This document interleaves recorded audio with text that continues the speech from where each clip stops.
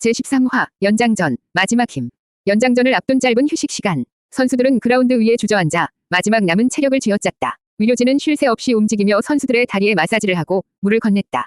두 팀의 분위기는 극명하게 갈렸다. 릴 선수들의 얼굴에는 다 이긴 경기를 놓쳤다는 분노와 초조함이 서려 있었다. 그들은 서로를 향해 언성을 높이며 책임을 떠넘기기 바빴다. 완벽했던 제국의 오케스트라에는 불협화음이 가득했다. 반면 칼레 선수들은 극심한 육체적 고통 속에서도 서로의 어깨를 두드리며 격려했다.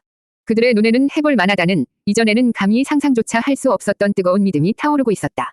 한지우는 미카엘 제라르의 몸으로 이 모든 광경을 지켜보고 있었다. 그의 다리는 경련이 일어날 듯 욱신거렸지만 정신은 놀라울 만큼 맑았다. 그는 지금 패배의 문턱에서 기적적으로 살아 돌아온 전사의 희열을 느끼고 있었다. 연장전 시작을 알리는 휘슬이 울렸다. 30분의 추가 시간. 그것은 단순한 시간이 아니었다. 그것은 두 팀의 정신력과 의지를 시험하는 잔인하고도 순수한 영혼의 싸움이었다. 경기가 재개되자 심리적인 우위는 완전히 칼레에게 넘어와 있었다. 릴 선수들은 겁을 먹고 있었다. 또다시 실수를 저지를지도 모른다는 공포가 그들의 발을 묶었다. 그들의 플레이는 위축되었고 패스는 안전한 곳으로만 향했다. 반면 칼레 선수들은 잃을 것이 없다는 듯 더욱 거칠고 대담하게 그라운드를 누볐다. 그들은 지친 몸을 이끌고 마치 경기가 이제 막 시작된 것처럼 릴 선수들을 압박했다. 지우는 제라르가 되어 잊혀져란 싸움의 일부가 되었다. 그의 시야는 흐릿해졌고 패는 타는 듯한 고통을 호소했다. 하지만 그는 멈출 수 없었다. 그의 옆에서 자신보다 더 지친 동료들이 이를 악물고 뛰고 있었다. 주장 레지날 부케는 거의 모든 포지션을 오가며 상대의 공격을 막아냈고 지친 동료들의 등을 밀어주며 고함을 질렀다. 그는 단순한 주장이 아니었다. 그는 이 침몰 직전의 배를 이끄는 늙고 지친 선장이었다. 연장 전반이 거의 끝나갈 무렵이었다. 릴의 미드필더 한 명이 칼레의 집요한 압박을 이기지 못하고 거친 파울을 범했다. 주심은 망설임 없이 그에게 두 번째 옐로카드를 꺼내들었다. 퇴장. 거인 릴은 이제 숫자적으로도 열세에 몰리게 되었다. 승부의 추가, 칼레를 향해 아주 조금씩, 그러나 분명하게 기울고 있었다. 제14화, 결승골. 연장 후반, 이제 남은 시간은 단 15분. 수적 우위를 점한 칼레는 마지막 남은 모든 것을 쏟아붓기 시작했다. 그들은 더 이상 수비를 생각하지 않았다. 오직 릴의 골문을 향해 파도처럼 밀려들어갔다. 10명이 된 릴은 이제 자신들의 진영에서 수비에만 급급할 뿐이었다. 한지우는 제라르가 되어 팀의 공격을 조율했다. 그는 지친 동료들에게 소리치며 마지막 힘을 쥐어짜 패스를 연결했다. 그의 머릿속에는 오직 하나의 생각뿐이었다. 여기서 끝내야 한다. 승부차기까지 갈 체력은 남아있지 않아. 연장 후반 12분. 마침내 칼레에게 결정적인 기회가 찾아왔다. 지친 수비수가 걷어낸 공을 제라르가 하프라인 근처에서 받았다. 그는 앞을 향해 쇄도하는 동료 윙어를 보고 마지막 남은 정신력을 집중하여 긴 패스를 찔러 넣었다. 패스는 완벽하게 연결되었다. 윙어는 비틀거리면서도 공을 지켜냈고 릴의 마지막 수비수 한 명을 간신히 제쳐냈다. 그리고 골문 앞으로 마지막 희망을 담아 크로스를 올렸다. 공은 높고 느리게 날아갔다. 골문 앞에는 이미 릴의 수비수들이 자리를 잡고 있었다. 너무나도 평범한, 막힐 것이 분명해 보이는 크로스였다. 하지만 바로 그 순간 아무도 예상하지 못했던 한 남자가 그림자 속에서 뛰쳐나왔다.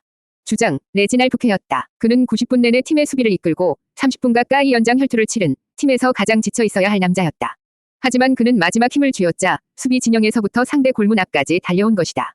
그는 날아오는 공을 향해 마치 포탄처럼 자신의 몸을 날렸다. 그리고 그의 머리가 공에 정확하게 임팩트되었다. 꽝! 공은 대포알처럼 릴의 골문 구석 상단에 그대로 꽂혔다. 골키퍼가 손을 쓸 틈도 없는 완벽한 다이빙 헤딩골이었다. 경기장은 순간 정적이 흘렀다가 이내 칼레 팬들의 믿을 수 없다는 함성으로 폭발했다.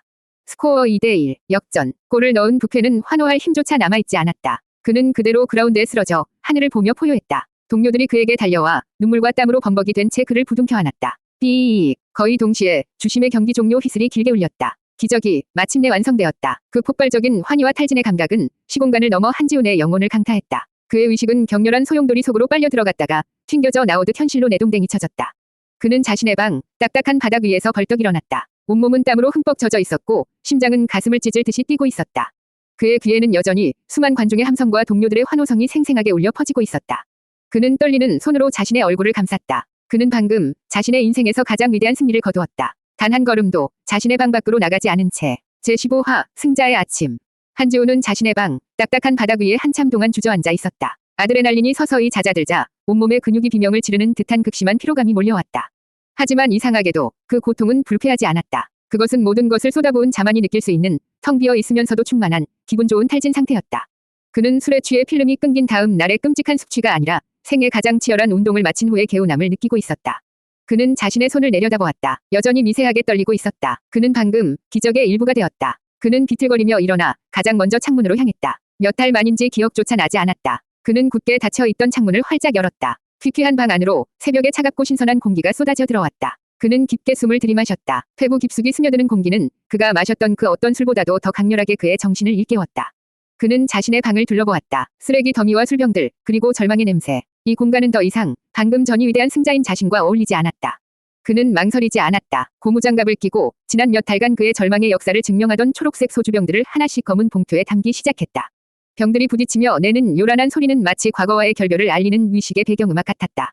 청소는 몇 시간 동안 계속되었다. 그는 방바닥을 뒹굴던 옷가지들을 세탁기에 넣었고 썩어가던 음식물들을 버렸다. 바닥을 닦고 먼지를 털어냈다. 육체적으로는 고된 일이었지만 그의 정신은 놀라울 만큼 맑아졌다. 방이 깨끗해질수록 그의 마음속을 채우고 있던 어두운 찌꺼기들 역시 함께 씻겨나가는 기분이었다. 청소를 마친 후 그는 지독한 허기를 느꼈다. 그는 편의점에서 받은 첫 아르바이트비가 담긴 봉투를 들고 밖으로 나갔다. 그는 소주 대신 식빵과 계란, 그리고 우유를 샀다. 집에 돌아온 그는 아주 서툰 솜씨로 프라이팬에 계란을 부쳤다. 몇 년 만에 처음으로 그는 자기 자신을 위해 따뜻한 식사를 준비했다. 토스트 한 조각과 계란 프라이. 소박한 식사였지만 그의 인생에서 가장 맛있는 승리의 만찬이었다. 그는 저녁에 있을 편의점 출근을 위해 준비를 했다. 샤워를 하고 깨끗한 옷으로 갈아입었다. 그리고 거울 앞에 섰다. 거울 속의 남자는 여전히 헬쑥하고 말라 있었지만 그의 눈은 완전히 다른 빛을 띠고 있었다. 예전에 텅 비어있던 눈동자에는 이제 아주 작지만 결코 꺼지지 않을 불꽃이 타오르고 있었다.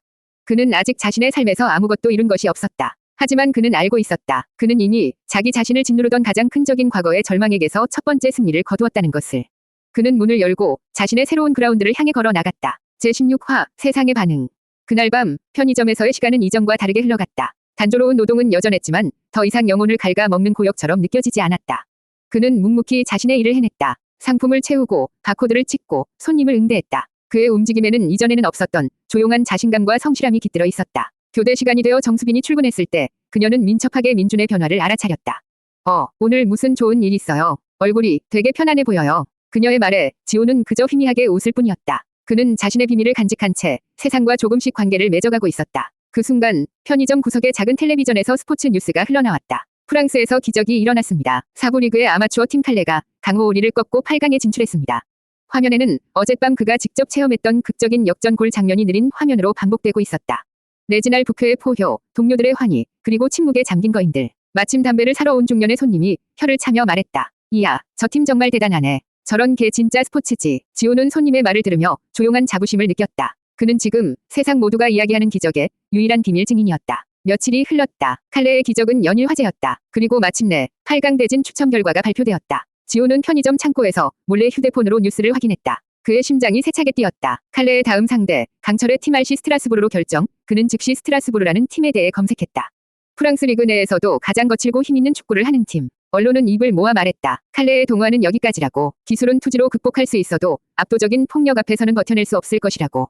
그날 밤 지호는 다시 라디오 앞에 앉았다. 이번에는 두려움보다 기묘한 호기심이 더 컸다. 강철과 맞서 싸운다는 것은 어떤 느낌일까? 그는 술을 마시고 의식을 집중했다. 연결은 이전보다 훨씬 부드럽고 빠르게 이루어졌다. 꿈속의 장소는 칼레의 훈련장이었다. 그런데 분위기가 이상했다. 선수들의 얼굴에는 긴장감 대신 분노와 고통이 서려 있었다. 바로 그때였다. 훈련장의 한쪽에서 거친 태클 소리와 함께 한 선수의 날카로운 비명이 들려왔다.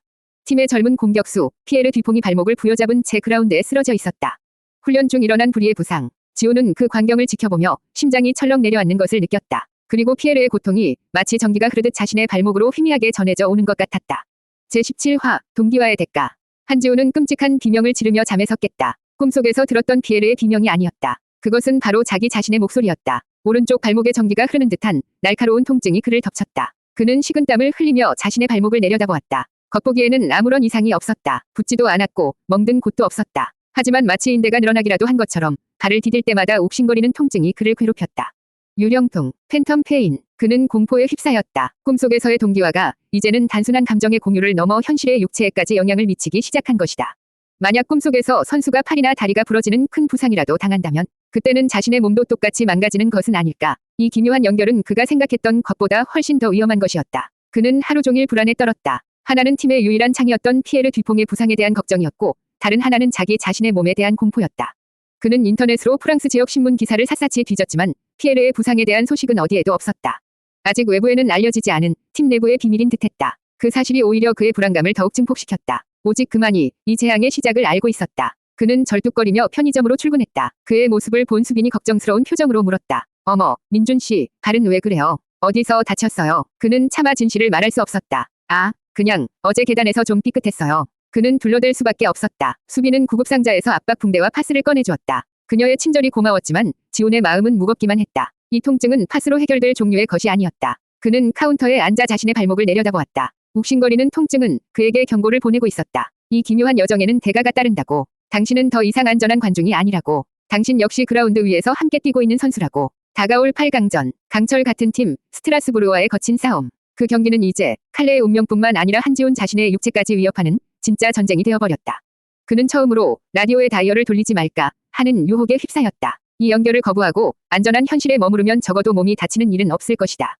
그냥 뉴스 기사로 결과를 확인하면 그만 아닌가. 하지만 그는 그럴 수 없었다. 그것은 부상당한 동료를 전장에 홀로 내보내고 자신은 안전한 후방에 숨는 배신자의 행동이었다.